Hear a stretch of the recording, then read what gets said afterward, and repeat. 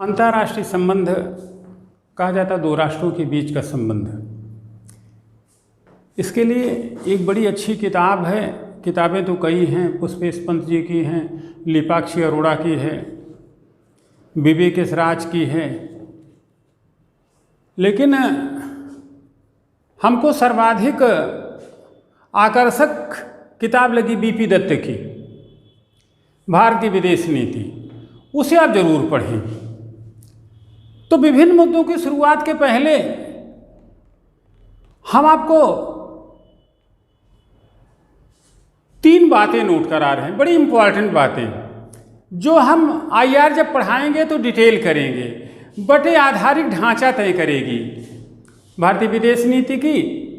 ये बातें वस्तुतः पंचशील, गुटनिरपेक्षता, निर्गुट आंदोलन या भारत के सहअस्तित्वपूर्ण अवधारणा, सर्वधर्म संभाव की सोच, भारत की परंपरा, भारत के वेदांतिक आचरण, सामान्य भारतीय की विशिष्ट समझ में अपने आप तिरी हुई है, जिसकी गति बुद्धि नहीं विवेकशीलता की ओर जाती है, तर्कसंगतता की ओर जाती है, सहनशीलता की ओर जाती है, सहअस्तित्व की ओर जाती है। वस्तुतः भारतीय विदेश नीति के ही आधार हैं और अंतर्राष्ट्रीय संबंध इसी पर निश्चित और निरूपित होने चाहिए। तो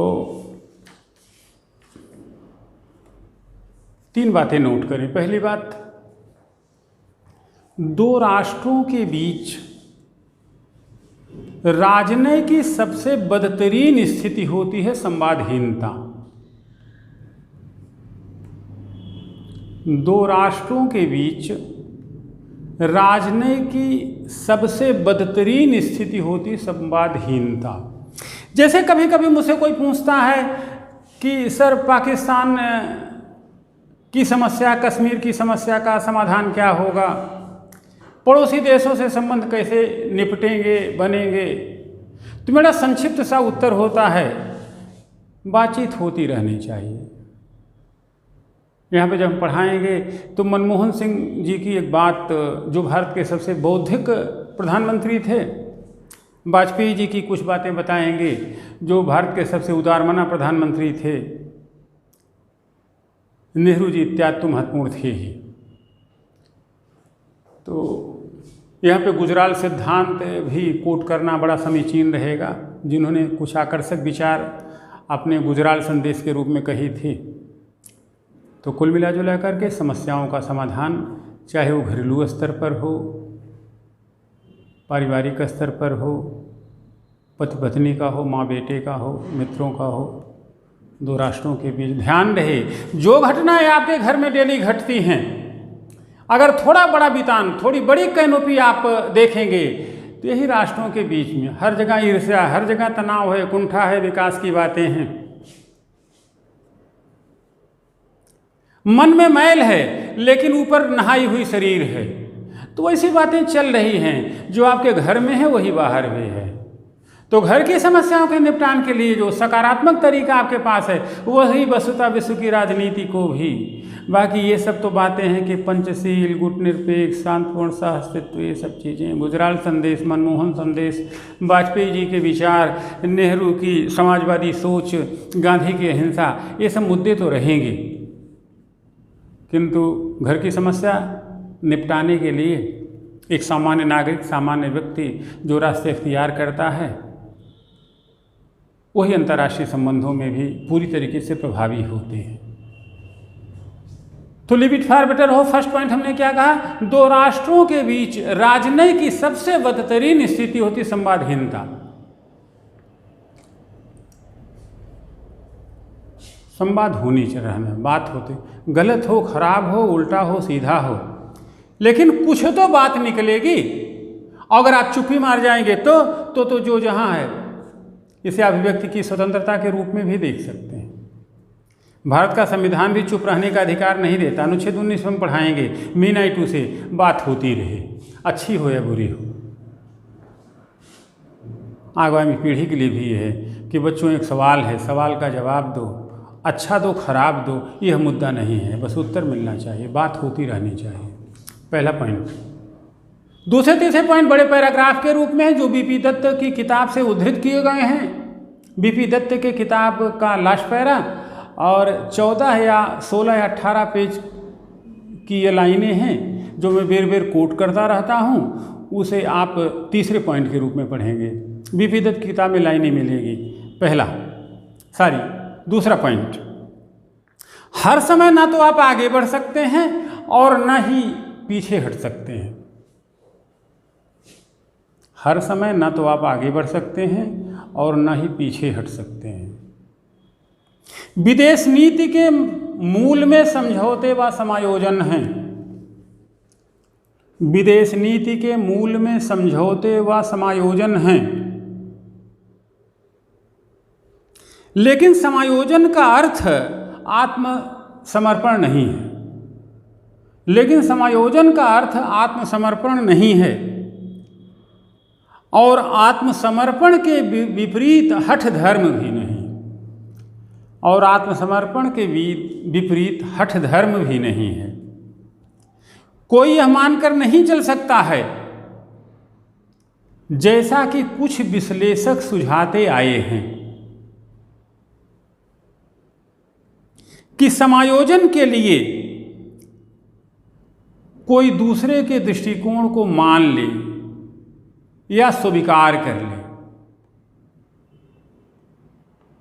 अर्थ ये हुआ कि जो कुछ अमेरिका चाहता है उसे मान लो, जो कुछ अमेरिका कहता है उसे मान लो, और जो चीन कहता है और पाकिस्तान चाहता है उसे दे दो। विदेश नीति इस तरह से चलाई नहीं जा सकती है। जैसा कि श्रीमती इंदिरा गांधी ने एक बार कहा था कि आज हम यहाँ खड़े हैं, हम यहाँ कल भी खड़े रहेंगे, यह संभव नहीं है। एक प्रकार से मैडम भारतीय विदेश नीति में हठधर्मिता को नकार रही थी।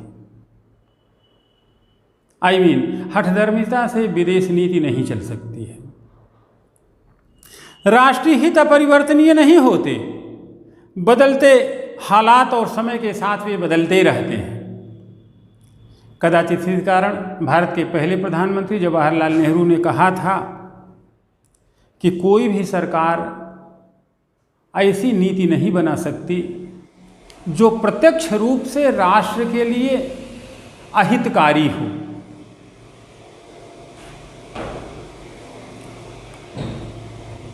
लेकिन साथ ही साथ उन्होंने यह भी कहा था कि हमें अपने देश के राष्ट्रीय हितों को आगे बढ़ाते हुए विभिन्न देशों के राष्ट्रीय हितों के बीच सामंजस्य बिठाने की कोशिश करनी चाहिए।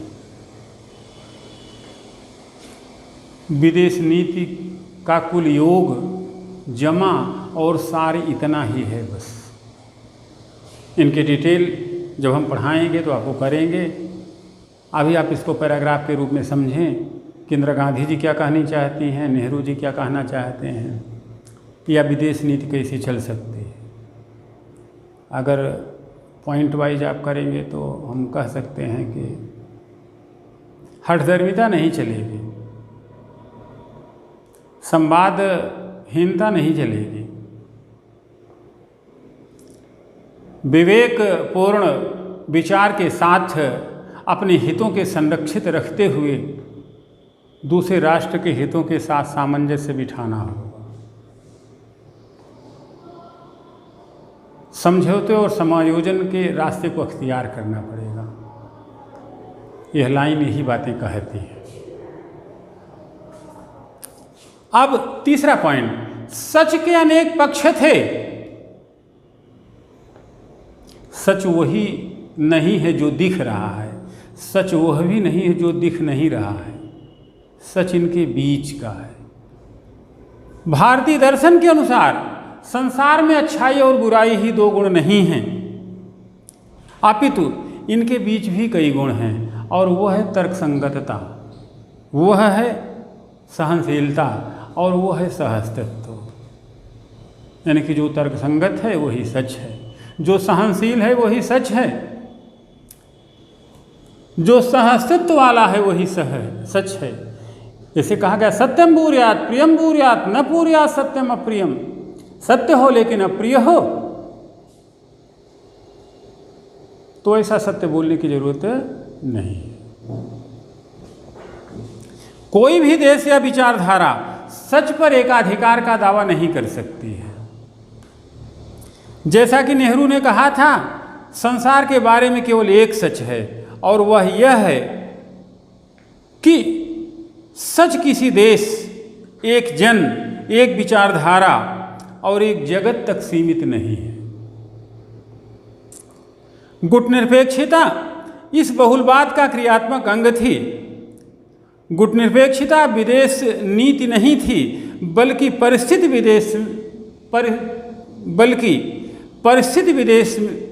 विशेष में विदेश नीति का एक उपकरण थी, विकल्प थी। शीत युद्ध को नेहरू का जवाब था शांति युग, स्वाधीनता को बनाए रखना और शांतिपूर्ण सहअस्तित्व की वकालत। शांति के इस युग को उन्होंने परस्पर विरोधी देशों, सैनिक संधियों और उनकी विचारधाराओं के बीच एक पुल के रूप में शांति की कार्यशाला कहा था। यानी कि विदेश नीति जगत का सच है, तर्कसंगतता, विवेकशीलता, निरपेक्षता, सहअस्तित्व और सहनशीलता। जो तर्कसंगत हो, जो सहनशील हो, जो सहअस्तित्व वाला हो, उसे कहा जाएगा सच। तो इन तीनों बातें अंतर्राष्ट्रीय संबंध हो और विदेश नीति को समझने के लिए आपको सतत अपने दिमाग में रखना पड़ेगा। अब हम इस मुद्दे को थोड़ा सा डिटेल कर देते हैं, फिर कुछ शब्दावलियाँ बताते हैं, फिर भारतीय विदेश नीति के मौलिक आधार बताते हैं। दो राष्ट्रों के बीच क्षैतिज हो सकता है, यानी कि भारत और लंका का संबंध।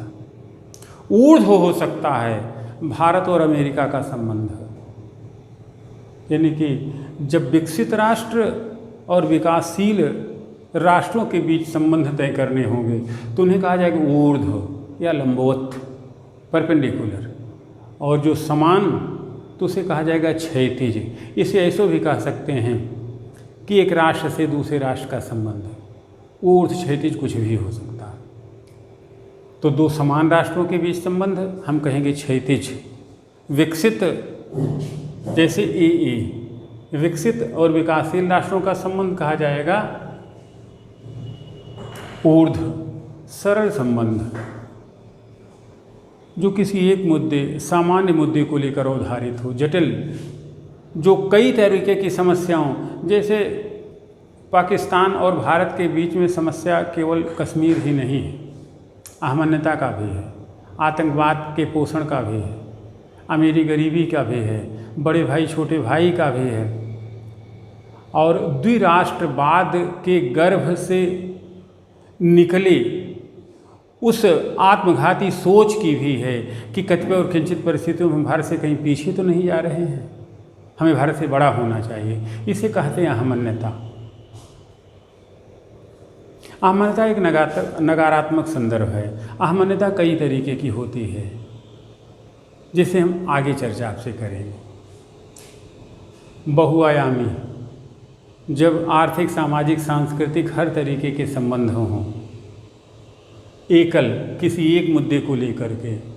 एक ध्रुवीय, एक ध्रुवी का मतलब होता है कि जब पूरे विश्व पर किसी एक देश का आधिपत्य चले, जैसे कुछ समय तक अमेरिका का था।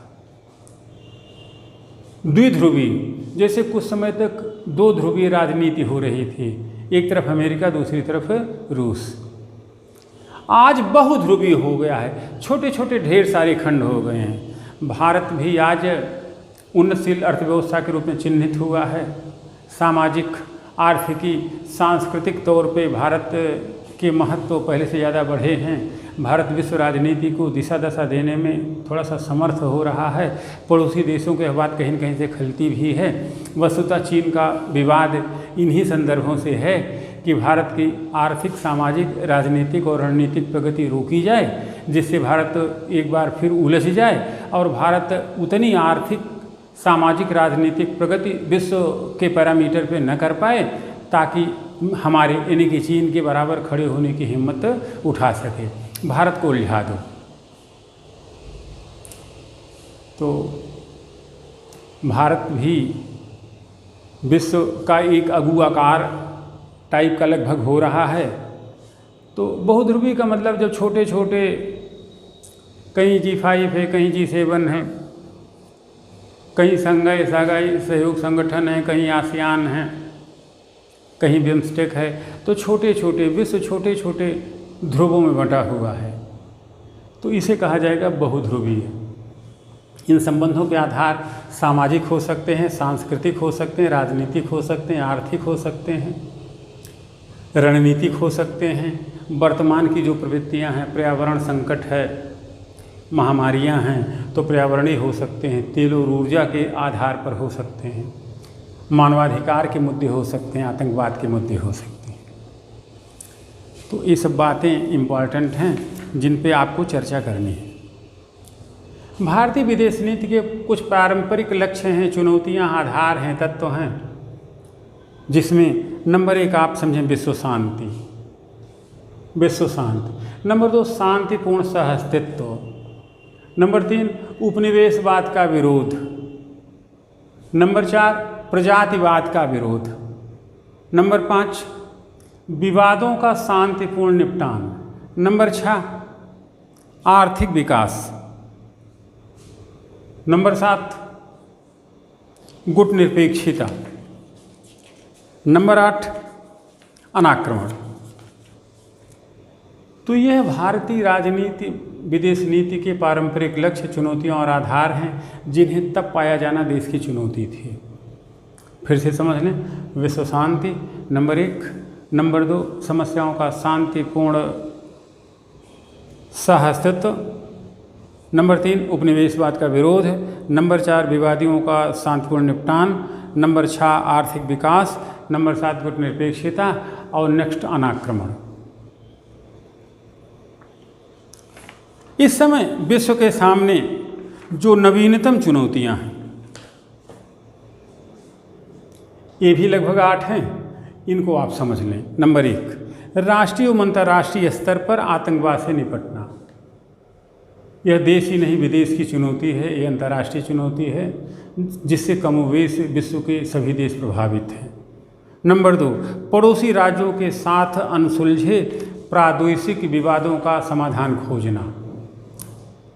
हर देश, चाहे वो आपका अमेरिका हो, चीन हो या कोई और हो, पड़ोसी देशों के साथ किसी न किसी विवाद में उलझा हुआ है, इसका निपटान जरूर होना चाहिए।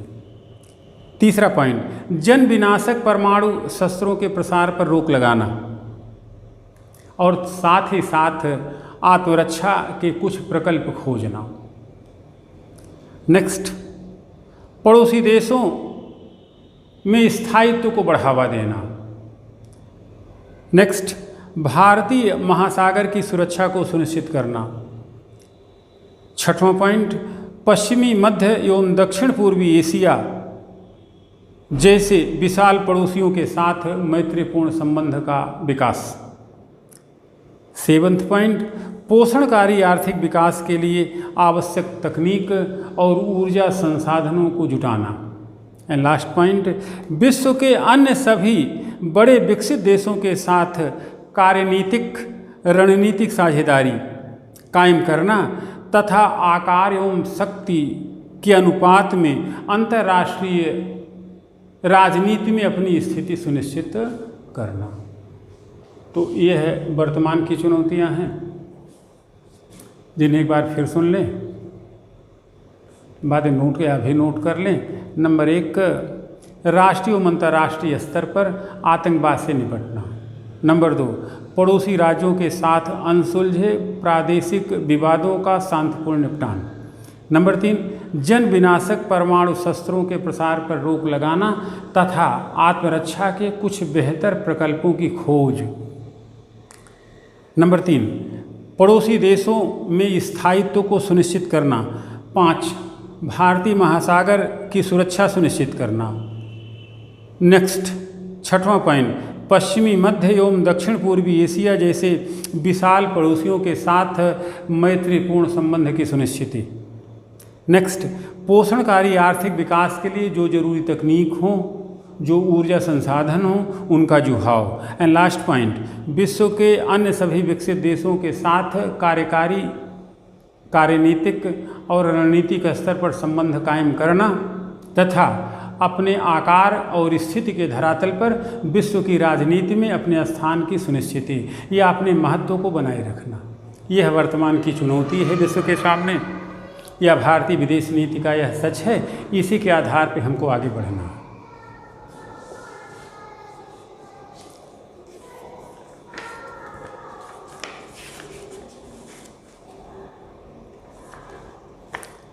अब आप देखें कि ये संबंध इसी तरीके से हो सकते हैं, ये चुनौतियां हैं। अब हम भारतीय विदेश नीति के कुछ आधारभूत प्रकल्पों की बात करेंगे, जहाँ पे पंचशील का नियम है, गुटनिरपेक्षता है, गुजराल संदेश है, मनमोहन संदेश है, नेहरू जी के विचार हैं, गांधी की अहिंसा है। ये सब संदर्भ और मुद्दे ऐसे हैं जो भारतीय विदेश नीति के आधारित प्रकल्प तय करते हैं। तो सबसे पहले हम कुछ शब्दावलियाँ बताते हैं, तब इन मुद्दों का एक एक करके डिटेल करते हैं।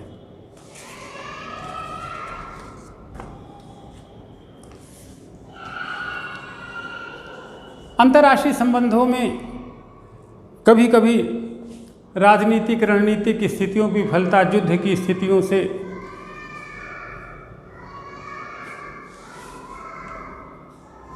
कभी कभी होता है कि ढेर सारे राजनीतिक बंदी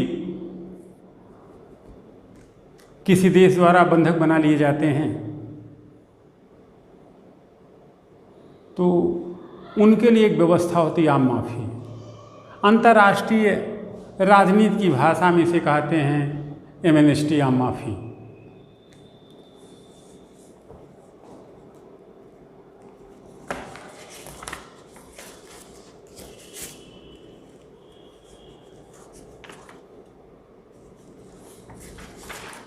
यानी कि जब कोई सरकार विद्रोहियों को या कैदियों को सामान्य रूप से माफ़ कर देती है तो इसे कहा जाता है आम माफ़ी।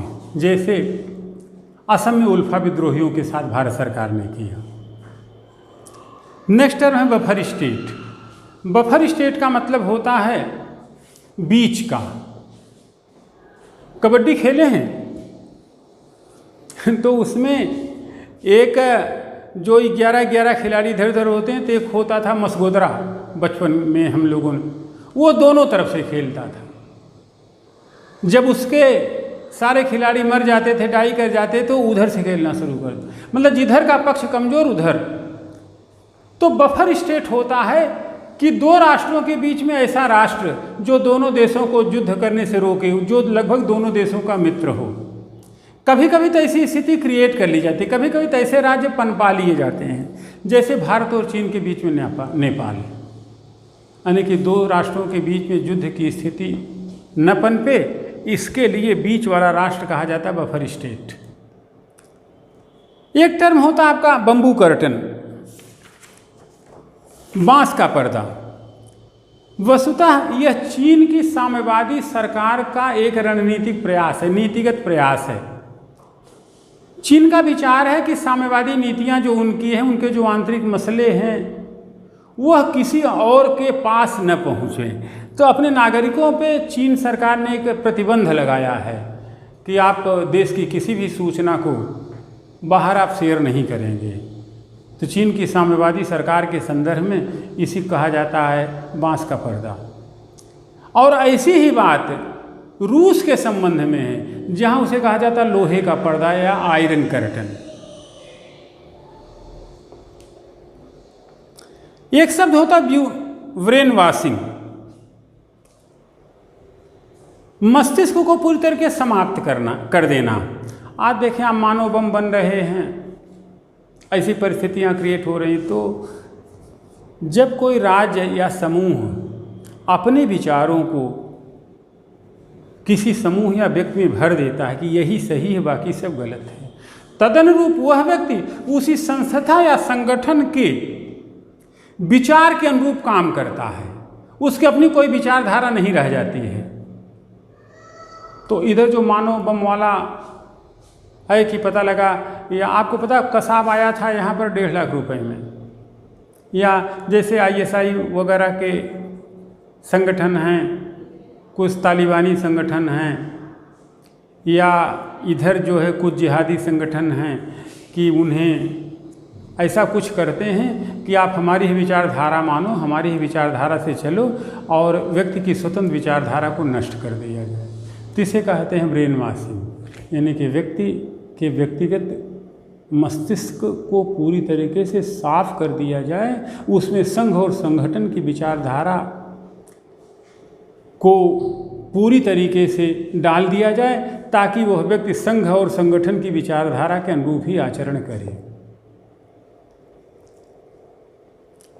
एक शब्द होता है चाउवेनिज्म, झूठी वफादारी। जैसे चाटुकार लोग नहीं होते हैं, चापलूस टाइप के लोग, तो वो देश के प्रति झूठी वफादारी, हाँ हम साथ हैं, ये हैं वो हैं, तो ऐसी झूठी वफादारी दिखाने वाले लोगों को वस्तुतः चाउवेनिज्म की विचारधारा, चापलूस लोगों को चाउवेनिज्म कहा जाता है। एक टर्म होता है चार्ज डी अफेयर्स, इसका मतलब है कि राजदूत के स्थान पर, जैसे हर देश दूसरे देश अपने राजदूत नियुक्त करता है, तो उस राजदूत के स्थान पर अल्पकाल के लिए किसी राजदूत की नियुक्ति चार्ज डी अफेयर्स कही जाती है। अगला टर्म आपका 5th कॉलम। वस्तुतः 5th कॉलम ऐसी विचारधारा के लोग हैं जो किसी देश में अशांति फैलाने का काम करते हैं, वहाँ की चुनी हुई सरकार को गिराने का काम करते हैं, किसी देश में विद्रोह फैलाने का काम करते हैं। तो वैसे निगेटिव मेंटल सेट के लोग जो किसी देश में उत्पात पैदा करें, आंतरिक अशांति पैदा करें, इन्हें 5th कॉलम के लोग कहा जाता है, 5वें समूह के लोग। इस पे हम एक बड़ी इंटरेस्टिंग परिभाषा मानव जाति की बताते हैं, जो चलो बता ही देते हैं। कहते हैं कि जब सृष्टि की रचना होनी शुरू हुई तो ब्रह्मा जी के सामने कुछ विकल्प रखे गए कि महोदय कई तरीके के लोग हैं, कैसे क्या किया जाएगा, कहीं बताइए। कहीं पहले तो लोग हैं संत टाइप के हैं जो केवल एक काम करते हैं, दूसरे का कल्याण। ये कैसे वहाँ रहेंगे, इनको पूछेगा कौन? तो ब्रह्मा जी ने कहा कि संतोषी हैं, भले नेचर के हैं, संसार इन्हीं से चलेगा, ये होंगे ही कितने, जाने दीजिए, ये सह लेंगे, कोई बात नहीं। तो इन्हें प्रथम श्रेणी का व्यक्ति कहा गया। तो ब्रह्मा और कौन है? कहीं कुछ लोग ऐसे हैं जो अपना लाभ चाहते हैं और दूसरे का भी चाहते हैं, जियो और जीने दो। तो ब्रह्मा जी ने कहा ये तो बहुत अच्छी बात है, इनकी तो ज़रूरत ही है, जाएं रहें आराम से। तो कहें सर अभी और कुछ लोग हैं, कहें बताइए। तो कहें कि सर कुछ लोग ऐसे हैं जो केवल अपने स्वार्थ की सोचते हैं, अपने लाभ की सोचते हैं, दूसरे के बारे में कुछ सोचते ही नहीं। ब्रह्मा जी ने कहा कि जाने दीजिए, इनके भी रहने से कोई दिक्कत नहीं होगी। तो अगला प्रश्न, अरे साहब अभी ब्रह्मा जी कुछ लोग और बचे हुए हैं, इनको कहाँ रखिएगा? कहें वो भाई वो लोग कौन हैं? कहते हैं वो ऐसे लोग हैं जो अपने सुख से नहीं दूसरे के दुख से सुखी होते हैं। अभिप्राय ये है कि ऐसे लोग हैं जिनको अपनी संपन्नता को लेकर के कोई सुख नहीं होता है, बल्कि इस चीज़ में सुख होता कि दूसरा दुखी कैसे हो। तो ब्रह्मा जी थोड़ी देर के लिए ठिठके, कहे कि यार इनको कहाँ रखा जाए, इनका कौन सा वर्गीकरण किया जाए? तो इन्हें चतुर्थ कोटि में रखा गया और कहा गया कि जैसे कुछ उत्कृष्टतम विचारधारा के अच्छे लोग होंगे, ये लोग भी जाकर के अपना, दुर्भाग्य से पता नहीं ब्रह्मा जी से गलती हुई या क्या हुआ, आज कलयुग में आपके सब इसी तरीके के लोग हो गए, चतुर्थ कोटि के इंसान। उन्हें अपने लाभ से कोई फर्क नहीं पड़ता है, उन्हें फर्क पड़ता है तो दूसरे की हानि से। ये इस समय विश्व के सामने सबसे बड़ी समस्या है। ऐसे ही लोग फिफ्थ कॉलम वाले होते हैं। नेक्स्ट, फोर्थ वर्ड, इसी को नौपनिवेशवाद से भी जोड़ लीजिएगा आप माने तो। दरअसल फोर्थ वर्ड का संबंध ये है कि जो ईंधन की कमी से जूझ रहे हैं, डीजल, पेट्रोल, ऑयल, ग्रीस, तो ऑयल, ग्रीस, ईंधन, पेट्रोल के दाम बढ़ जाने से विकासशील देश बड़े दिक्कत में हैं और आर्थिक परतंत्रता झेल रहे हैं। आर्थिक विकास कमज़ोर वहाँ का पड़ रहा है। तो ऐसे लोगों, जो ऐसे देश हैं, इन्हें कहा जाता है आपका फोर्थ वर्ल्ड के देश, चतुर्थ विश्व के देश, जो तेलों की बढ़ती कीमतों के कारण आर्थिक परतंत्रता झेल रहे हैं या अपने आर्थिक विकास को गति नहीं दे पा रहे हैं। एक होता है जीनोसाइड।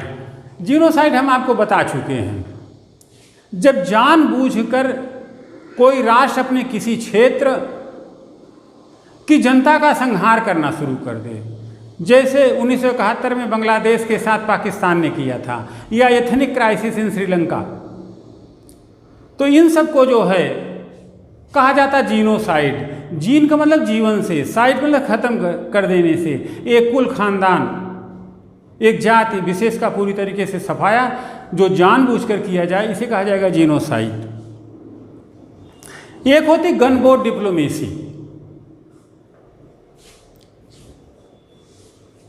गनबोट डिप्लोमेसी वस्तुतः किसी देश को आतंकित करने के लिए किया जाता है। जैसे भारत है, हिंद महासागर में चीन अपना लाके जहाजी बेड़ा खड़ा कर दे, नौसैनिक पोत खड़ा कर, वो भारत पे भय उत्पन्न करे।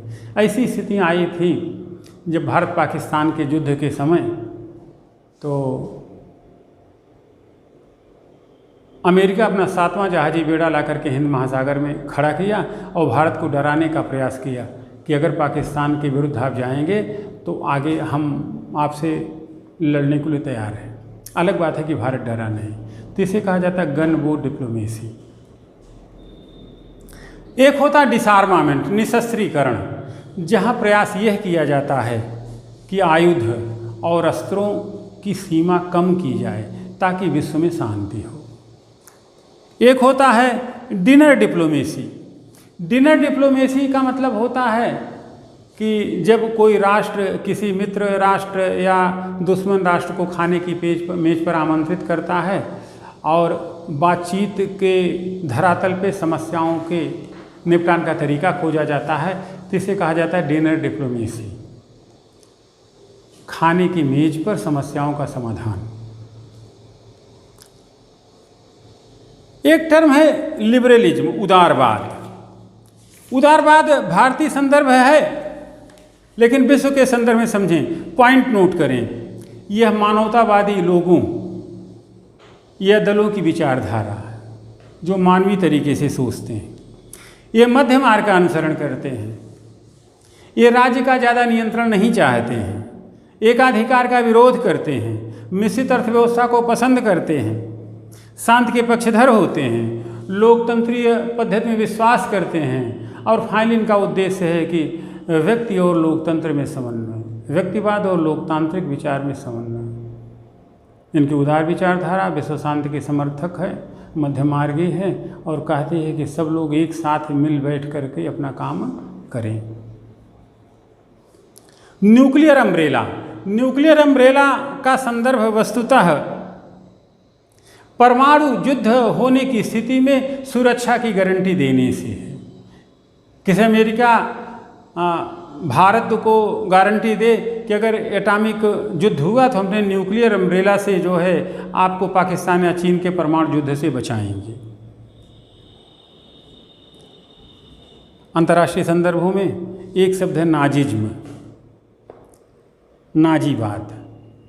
यह हिटलर की पार्टी के सदस्य जो जर्मनी के थे, नाजी नाम से जाने जाते थे, इन्हीं द्वारा प्रचलित विचारधारा कही जाती नाजिज्म। वस्तुतः यह विचारधारा पूरी तरीके से फांसीवाद पर आधारित थी, लेकिन हिटलर जो कहे वही सही। राज्य प्रधान है और राज्य की रक्षा का दायित्व तो एकल व्यक्ति में निहित है, वो है हिटलर। तो ये वस्तुतः राष्ट्रवाद पर विचार करती थी, राष्ट्रवाद की समर्थक थी, और फांसीवाद, यानी कि हिटलर या राष्ट्र या हमारी श्रेष्ठ जाति ही सब कुछ है। तो जाति और फासिज्म का योग ही नाजीवाद है, यानी कि नाजी जाति के लोग जो हिटलर की वंश वृक्षावली के थे, दल के थे, उनके बारे में वो ये मानते थे कि जर्मन जाति ही श्रेष्ठकर है और हिटलर ही विश्व के बारे में सबसे अच्छा सोच सकता है। ऐसी विचारधारा को कहा गया नाजीवाद। एक टर्म यूज होता ओलिगार्की, जब देश और समाज में कुछ व्यक्तियों द्वारा शासन हो और वो कुलीन हो, विशिष्ट हो, तो इसे कुलीन तंत्री शासन भी कहा जाता है। इसे नागरिक समाज भी कहा जा सकता है। एक है पार्टीलेस डेमोक्रेसी।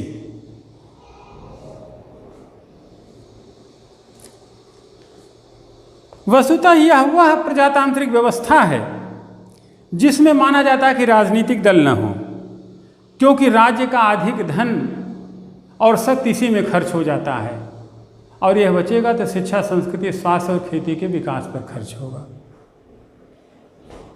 एक और टर्म हो जाता है व्यक्तित्व की लहर, पर्सनालिटी कल्ट, कि जब एक व्यक्ति की विचारधारा इतनी पॉपुलर हो जाए, इतनी लोक लुभावन हो जाए कि सब उसी के धरातल पे चलने लगे, तो इसे कहा जाता है व्यक्तित्व की लहर। जैसे कभी नेहरू के साथ थी, गांधी के साथ थे, कुछ समय तक ऐसी बात अटल बिहारी वाजपेयी जी के साथ हुई थी, आज वही बात मोदी जी के साथ भी जुड़ी हुई है। तो इसे कहते हैं व्यक्तित्व की लहर। अब हम आपको, ऐसे ढेर सारे टर्म हैं, लेकिन अब हम आपको बताएंगे भारतीय राजनीति के कुछ मौलिक संदर्भों की चर्चा, आधारभूत प्रकल्पों की चर्चा, जहाँ पे खासतौर पर गुटनिरपेक्षता, पंचशील, मनमोहन सिद्धांत, गुजराल सिद्धांत और गांधी और नेहरू की कुछ बातें रहेगी।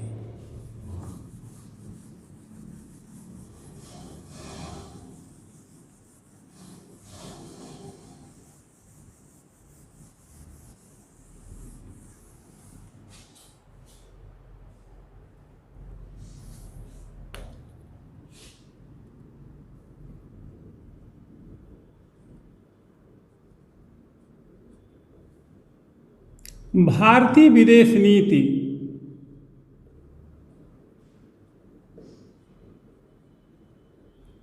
या अंतर्राष्ट्रीय संबंधों का आधार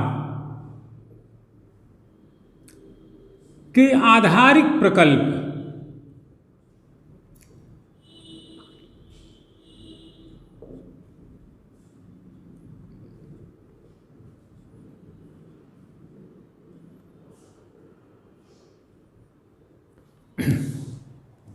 कैसे चली हमारी विदेश नीति? तो जैसे संविधान के कुछ स्रोत हैं,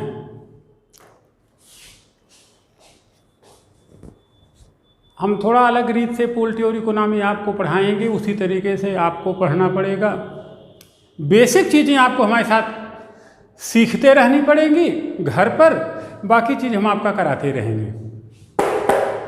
भारतीय विदेश नीति के आधारिक प्रकल्प, भारतीय दर्शन, भारतीय वाङ्मय कहते हैं शांतिपूर्ण सहस्तित्व, सर्वधर्म संभाव, तू वसुधैव कुटुम्बकम, सर्वे भवन्तु सुखिनः। यह भारतीय जीवन वृत्ति का आधारभूत प्रकल्प है। जियो और जीने दो को हम मानने वाले हैं। यह बुद्ध, राम, रहीम, कृष्ण, गांधी और नेहरू की धरती है।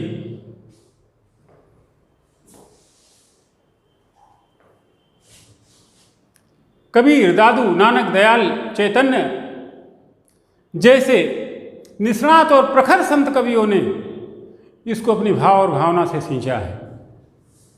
तो बड़ी स्वाभाविक सी बात है कि हमारी विदेश नीति के आधार में है, अंतर्राष्ट्रीय संबंधों के आधार में है, जियो और जीने दो, शांतिपूर्ण सहस्तित्व, सभी धर्मों का आदर, अनाक्रमण, एक दूसरे के अंदरूनी मामलों में हस्तक्षेप न करना, बस बात खत्म हो गई। इसके बाद जो कुछ है वो इसका विस्तार मात्र है। विस्तार किसी चीज़ का कितना भी हो सकता है, काम की बातें हम आपको बोल चुके हैं। तो चलिए, हम इससे पहले चूंकि टर्मिनोलॉजियों की चर्चा हो रही है तो कुछ बातें हम बता देते हैं। गुट निरपेक्षता,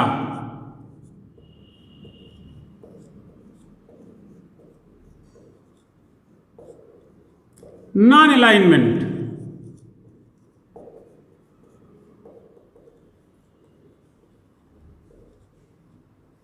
हम किसी गुट में नहीं। चर्चा थोड़ी देर बाद शुरू कर सकते हैं। इनके बारे में दो अच्छे शब्द आप जाने, दो अच्छे टर्म जाने। यह विदेश नीति का मध्यमार्गी दर्शन है। गुटनिरपेक्षता विदेश नीति का मध्यमार्गी दर्शन है। यही मिश्रित अर्थव्यवस्था है, यही नेहरू की सोच है। कहते हैं लौकिक जगत में मध्य मार्ग यथार्थ है, इसका कोई विकल्प नहीं। हम नदी के दो छोरों के सहारे सागर में जाके तो मिल सकते हैं, लेकिन कुछ उपादेय चीज़ों का सृजन नहीं कर सकते हैं। साथ चलने के लिए मिलना पड़ेगा। नर और नारी का, सच और झूठ का, नीति और अनीति का, अच्छे और बुरे का।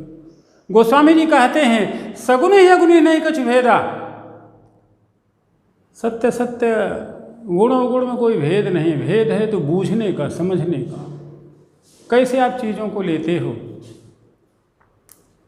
तो भारतीय विदेश नीति का मध्यमार्गी मार्ग और अहिंसक सत्याग्रह की बहन, भारतीय विदेश नीति का मध्यम मार्गी मार्ग और अहिंसक सत्याग्रह की बहन को कहा जाएगा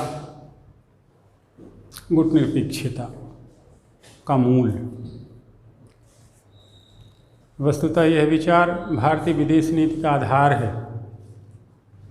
नेहरू जी का स्वतंत्र भारत की अप्रतिम भेंट, नेहरू जी की विशिष्ट सोच। तो गुटनिरपेक्षता के विचार, इसी के साथ साथ आप एक अंतर समझ लें, तटस्थता, जो दोनों पर्यायवाची रूप में प्रयोग होते हैं, बट निरपेक्षता और तटस्थता में अंतर है।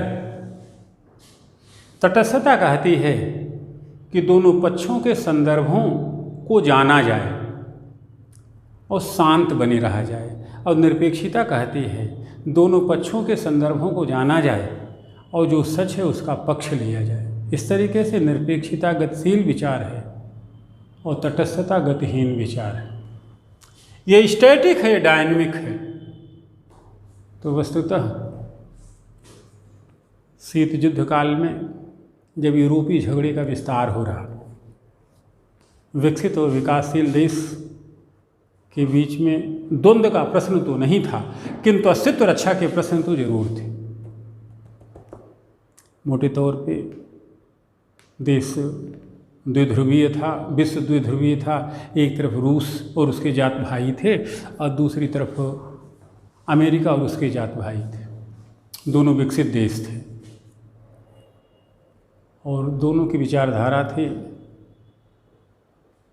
कि हमारी मानो और हमारे साथ रहो।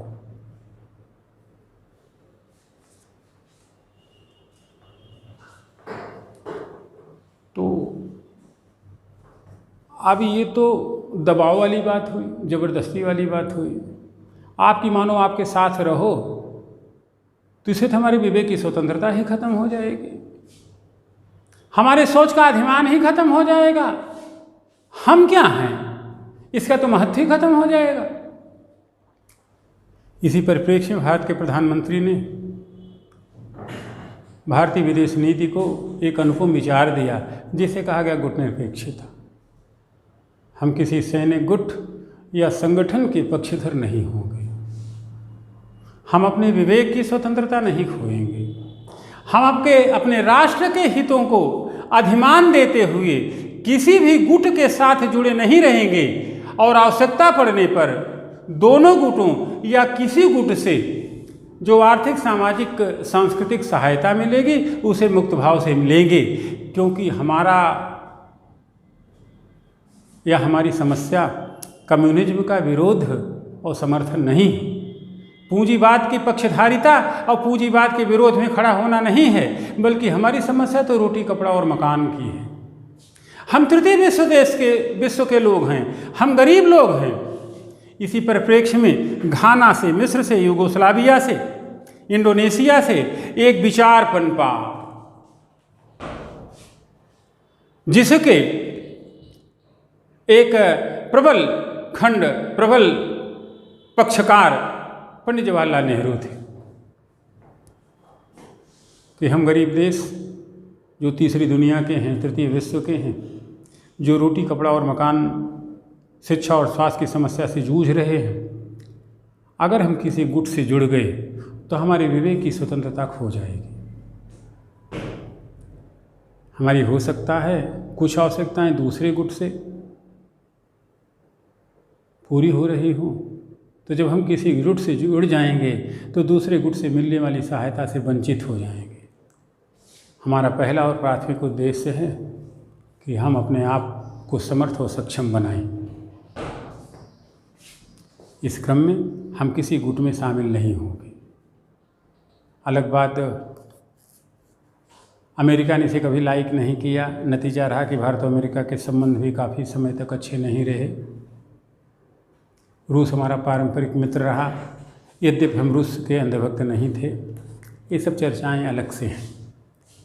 तो इसे कहेंगे गुट निरपेक्षता, जहाँ पर राष्ट्र अपनी विवेक की स्वतंत्रता न खोते हुए, अपने राष्ट्र हित को सर्वोपरि मानते हुए, विदेशी राष्ट्रों से सामंजस्यपूर्ण संबंध बनाए रखते हुए, अपनी भूख, शिक्षा, संस्कृति, स्वास्थ्य जैसे मसलों के विकास के लिए जरूरत पड़े तो किसी गुट या किसी देश से सहायता स्वीकार लेना, इसे कहते हैं गुट निरपेक्षता।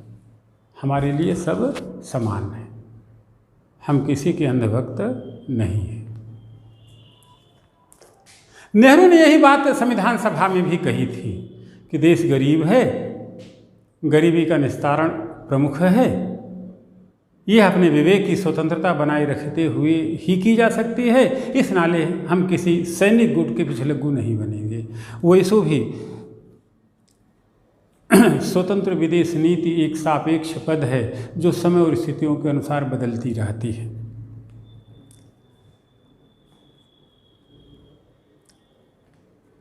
विदेश नीति का यह अर्थ न लगाया जाए कि हम किसी मुद्दे पर अपनी प्रतिक्रिया नहीं व्यक्त करेंगे, किसी की कोई बात नहीं मानेंगे, किसी से समझौते नहीं करेंगे, किसी से कोई समायोजन नहीं करेंगे। हाँ, यह सब करते हुए हम अपने आप कितना मजबूत बनाए रखेंगे कि अपने हितों की रक्षा करें और सकारात्मक मुद्दों पे सकारात्मक बात बोल सकें। यही है गुट निरपेक्षता, यही है भारत का परिचय, यही है भारतीय दर्शन कि विवेक की स्वतंत्रता को बनाए रखते हुए खुद को लाभ की स्थिति में रखना और किसी गरीब उपनिवेशी संस्कृति से जूझते हुए देश के पक्ष में खड़ा होकर के उसकी पक्षकारी करना, यह भारतीय विदेश नीति का प्रमुख आधार है। और आज भी यह नीति विश्व के लगभग 118 देशों द्वारा मानी गई है, जो लगभग आधे नहीं तो आधे से थोड़ा ही कम है। तो यह नीति भारतीय विदेश नीति नहीं, विश्व की विदेश नीति के लिए भी खासे कारगर है, उचित है और इसे माना जाना चाहिए। अब है आपका पंचशील।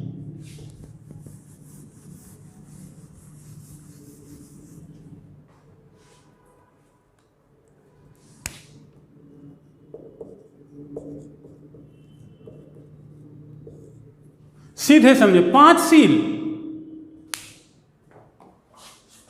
सील का मतलब समझते हैं, हम मजबूत हैं, हम चीज़ों का जवाब दे सकते हैं, लेकिन हम कोई ऐसा काम न करें जिससे किसी को लगे कि हम अमान्य हैं। हम आत्मविश्वास से नकारात्मक रूप में लबरेज हैं। तो बुद्धत्व के विचार से अभिप्रेरित यह सील जो 5 है पंचशील कहा गया और भारतीय विदेश नीति का यह आधार बना। यहाँ पे 3 पॉइंट नोट करें। यह भारतीय विदेश नीति का दार्शनिक दर्पण है। नंबर 1, यह भारतीय विदेश नीति का दार्शनिक दर्पण है। नंबर 2, यह तीसरे विश्व के देशों के लिए, गरीब देशों के लिए, मझोले देशों के लिए, जहां रोटी कपड़ा मकान शिक्षा और स्वास्थ्य और कृषि समस्या है, उसके लिए दृष्टिकोण पत्र है। और तीसरी बात, यह भारतीय विदेश नीति का निदेशक सिद्धांत है।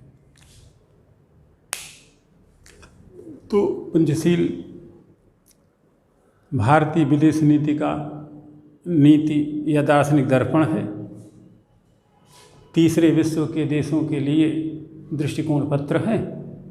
और तीसरी बात, भारतीय विदेश नीति का निदेशक तत्व है। हमें यह पाना है, यह पा करके ही विश्व राजनीति में हम अपने योगदान को पूरी तरीके से मुकम्मल कर सकते हैं। पंचशील वस्तुतः भारत की वेदांतिक आत्मा है, वेद की यही सोच है।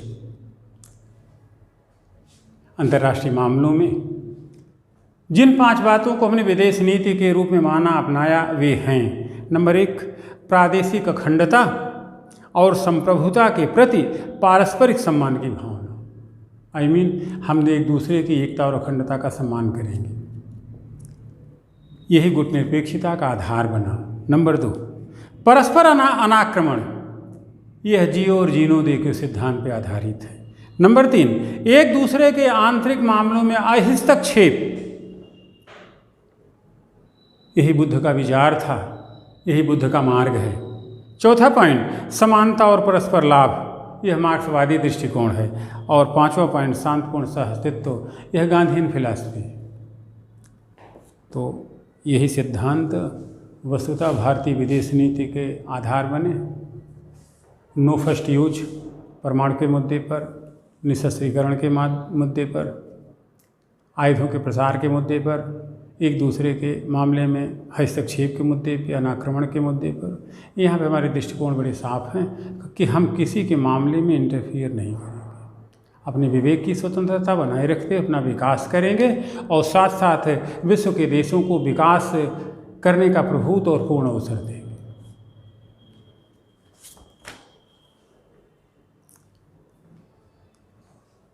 किंतु चीज़ें कहीं कहीं बिगड़ती हैं। ऐसा नहीं कि ये पंचशील है गुटनिरपेक्षता भारत के लिए महत्वपूर्ण है, घाना के लिए, मिस्र के लिए, 118 देशों के लिए महत्वपूर्ण थे, अमेरिका के लिए भी महत्वपूर्ण थे, चीन के लिए भी, रूस के लिए भी, हर विकसित है, फ्रांस जर्मनी के लिए भी, हिटलर के लिए भी है, मुसोलिनी के लिए भी है, राम और रहीम, कृष्ण, गांधी, दादू दयाल, नानक, सबके लिए यही विचार विश्व मानवता को बचा सकते हैं, मानवाधिकारों की सुरक्षा कर सकते हैं, सच्चे अर्थों में समाजवाद ला सकते हैं, आर्थिक न्याय और सामाजिक न्याय की अवधारणा का पोषण कर सकते हैं। किंतु क्या करिएगा, मानव जाति तो 4 तरीके से बंटी हुई है। अभी हमने आपको बताया है, चौथी जाति जो है वो अपने सुख के बारे में सोचे न सोचे, लेकिन दूसरे के दुख के बारे में जरूर सोचा करती है। यहाँ तो ब्रह्मा भी रुक जाते हैं कि इन्हें कहाँ रखा जाए। तो आज मानव जाति में ऐसे ही लोगों का प्रभुत्व हो गया है, यही समाज के अगुआ हो गए हैं। विश्व की राजनीति में कुछ लोगों को आप इस तरीके से देख सकते हैं। चीन की साम्राज्यवादी सरकार देखें, अमेरिका का दरोगागिरी देखें, पाकिस्तान की नासमझी देखें, नेपाल जैसा छोटा सा देश बिना समझे बूझे कभी भारत को तरेरे, श्रीलंका का यदा कदा चीन की तरफ जाना, ऐसे तमाम बातें हैं।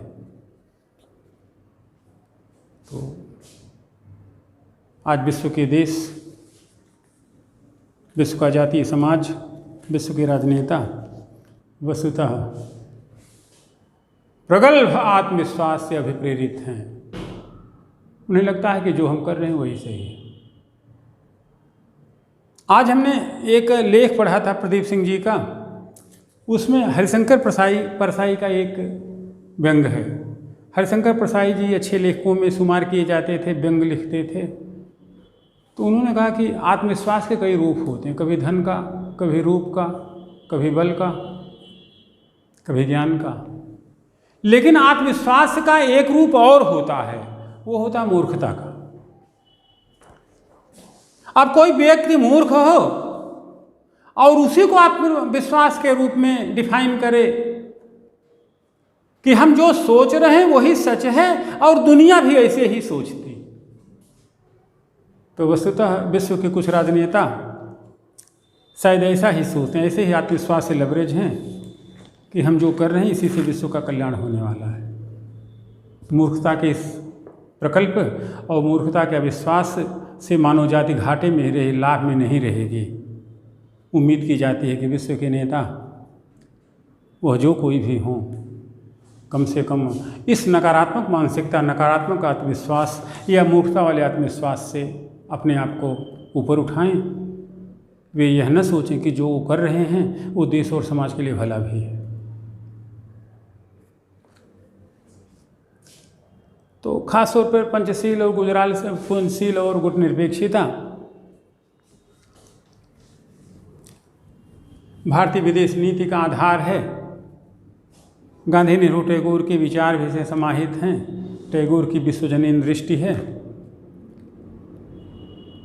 तो ये तो स्वतः और स्वभावता है। हमारे एक बड़े ही कह सकते हैं कुलीन संस्कृतनिष्ठ प्रधानमंत्री हुए थे इंद्र कुमार गुजराल जी। यद्यपि वो नेहरूवादी सोच के थे, किंतु उन्होंने एक विशेष विचार का सूत्रपात किया जब वो प्रधानमंत्री हुए देवगौड़ा जी की सरकार के बाद। उनके उन्हीं विचारों को कहा गया गुजराल सिद्धांत। गुजराल जी ने समय और परिस्थितियों के हिसाब से भारतीय विदेश नीति को परिवर्तित करने का विचार किया।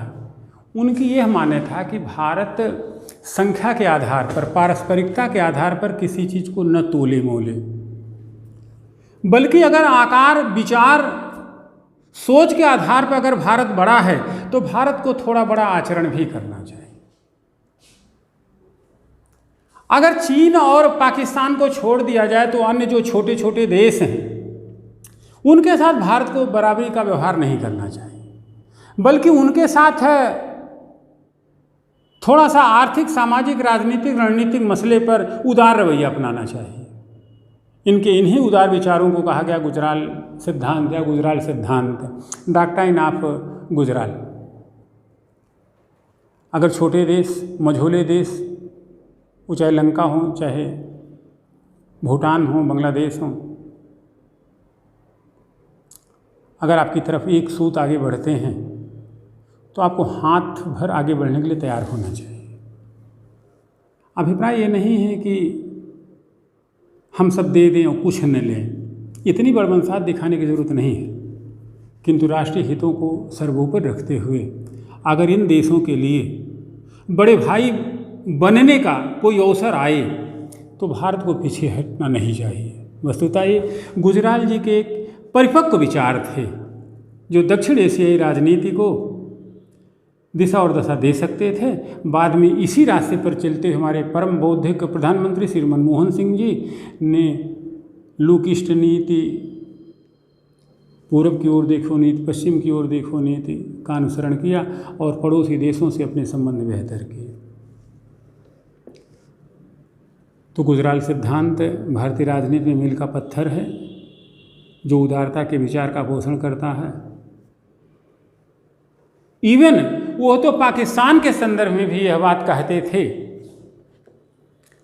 जैसे मुशर्रफ जी ने एक बार कहा कि भारत को अपनी इस दंभ पर, अपनी से बचना चाहिए, सुधरो नहीं तो सुधार देंगे। पाकिस्तान एक संप्रभु और स्वतंत्र देश है, इस तरीके की बात कहा जाना भारत के लिए उचित नहीं है। यानी कि इस विचार के भी मानने वाले या इसका पक्ष पोषण करने वाले गुजराल जी नहीं थे। उनका दृष्टिकोण पाकिस्तान के साथ भी उदार पर रखे था। तो उदारता के सिद्धांत पे चलते हुए छोटे भाई के साथ अगर वो आपके साथ चलना चाहता है, आपके हित बहुत बुरे तरीके से प्रभावित न हो रहे हों, तो एक लाइन की बात, अगर वो एक कदम चलता है तो आप 10 कदम आगे बढ़ें। दक्षिण एशियाई राजनीति सुखी होगी, भारत का महत्व बढ़ेगा। कुल मिला जुला करके भारत को पड़ोसी देशों के मसले में रचनात्मक और परिपक्व विचार प्रस्तुत करना चाहिए, चाहे जो बोलने की ज़रूरत नहीं।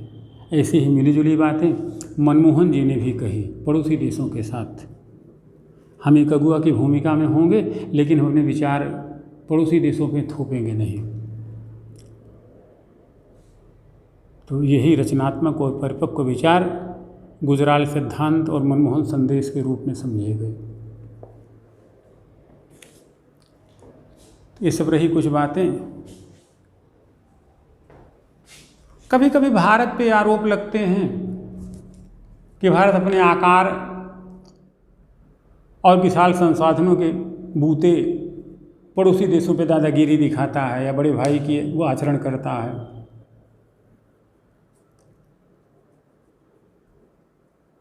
हो सकता है यह कहीं कहीं ध्वनित हो, लेकिन यह विचार पड़ोसी देशों के लिए सर्वथा सही नहीं है। आप देखेंगे तो भारत के साथ एक दुर्घटनापरक स्थिति है कि भारत के पड़ोसी देश भारत के पड़ोसी तो हैं, लेकिन परस्पर पड़ोसी नहीं।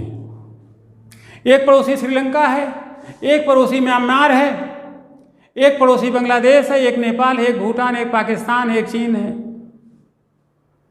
सबके ये तोहमत है कि भारत तो बड़े भाई के तरीके से व्यवहार करता है, भारत तो अपनी चलाता है। ये पड़ोसी देश यह कम समझेंगे कि म्यांमार से जो रोहिंग्या शरणार्थी आ रहे हैं, यहाँ आतंकवादी कृत्यों में लिप्त हैं, भारत उनका क्या करे? लंका बताए तो? या लंका में जो तमिलियन मारे जा रहे हैं वो भारत के भाई हैं, उनका क्या करे? बांग्लादेश बताए तो? या बांग्लादेश के नागरिक जो भारत में प्रवजित कर रहे हैं, आकर के भारत का जनसंख्या भार बढ़ा रहे हैं, उनके लिए भारत क्या करे? बताए पाकिस्तान। भूटान एक छोटा सा देश है, शांतिप्रिय देश है, अच्छा देश है, भारत के साथ बहुत बेहतर संबंध है, भारत का पारंपरिक मित्र है। भारत कैसे न भूटान के साथ अच्छा व्यवहार करे, इसे बताए चीन। तिब्बत की महामना संस्कृति को भारत कैसे सम्मान न दे, बताए चीन। इसी तरीके से हम आगे बढ़ेंगे तो पाकिस्तान से आतंकवादियों की खेप पे खेप आ रही है, फिर भी पाकिस्तान भारत पाकिस्तान के प्रति क्रूर न हो, यह बात हम चीन को कैसे समझाएंगे? इसी तरीके से नेपाल भारत से रियायत लेने के लिए कभी कभी चीनी कार्ड खेलने लगता है। लंका की गति यही भी है। इन संदर्भों से भारत कैसे निपटे? अगर ये सब भी आपस में पड़ोस होते और भारत के नज़दीक होते, तमिलनाडु से लगा हुआ लंका होता, आंध्र प्रदेश से लगा हुआ जो है म्यांमार होता, उड़ीसा से लगा हुआ होता आपका जो है बांग्लादेश, इसके बाद आगे पश्चिम बंगाल से लगा हुआ होता भूटान, यानी कि सब सटे हुए पड़ोसी होते। और यह मार जब इन लोगों को भी झेलनी पड़ती, तब ये समझते भारत सही कर रहा है कि गलत कर रहा है। तो इस नाते तोहमत लगाना आसान काम है, चीज़ों को सही तरीके से तर्कसंगत तरीके से समझना अलग बात है। तो कुल मिला जुला करके पड़ोसी देशों को भी तोहमत लगाने की प्रवृत्ति से बचना चाहिए और भारत को भी अपनी उदारता का परिचय देना चाहिए, बड़े होने का परिचय देना चाहिए। हम अभी पड़ोसी देशों की बात नहीं करेंगे। जिस दिन भारत अपने बड़े होने का कथनी और करनी का अंतर मिटाते हुए सम्यक परिचय दे देगा, दक्षिण एशिया शांत हो जाएगा, पाकिस्तान की समस्या का अंत हो जाएगा, कश्मीर की समस्या खत्म हो जाएगी। हमें पूरा विश्वास है नेतृत्व को इसी तरीके से करना चाहिए। नेतृत्व आग्रह के धरातल पे काम नहीं करेगा। राम राज्य की परिकल्पना हमारी वर्तमान सरकार का आधार है